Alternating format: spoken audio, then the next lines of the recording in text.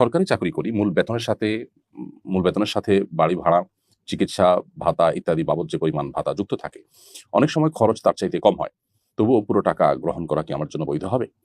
খুবই চমৎকার একটি প্রশ্ন। এই প্রশ্ন উত্তর হলো যে, যারা সরকারি চাকরি করছেন কিংবা বেসরকারি চাকরি করছেন, আপনাকে বেতনের সাথে যদি বাড়ি ভাড়া এবং বিভিন্ন রকমের ভাতা দেওয়া হয়, এই ভাতার বিপরীতে আপনার কাছ থেকে কোনো প্রকার ভাউচার চাওয়া হয় না। এই ভাতার কোনো হিসেব চাওয়া হয় না। এটা থোক বরাদ্দের মতোই দেওয়া হয় সাধারণত। অতএব থোক বরাদ্দ দেওয়ার মাধ্যমে আপনাকে মূলত এই টাকার মালিক বানিয়ে দেওয়া হয়। আপনি এই ভাতা গ্রহণ করার পর যদি অল্প টাকায় আপনার কাজ আপনি সেরে ফেলতে পারেন, তাহলে বাকি টাকা আপনার জন্য সম্পূর্ণ হালাল হবে এবং প্রতিষ্ঠানের তরফ থেকেই এই ধরনের সম্মতি অস্পষ্টভাবে বা অঘোষিতভাবে দেয়া থাকে।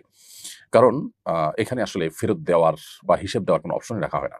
অতএব এটা পরিষ্কার যে সরকারি হোক আর বেসরকারি হোক, যেকোনো চাকুরিতে বেতনের সাথে যে সমস্ত ভাতাগুলো দেওয়া হয়, এই ভাতাগুলো দেওয়ার মানে এই নয় যে যা তোমার খরচ হবে সেটা খরচ করে তুমি বাকিটা ফেরত দিবে।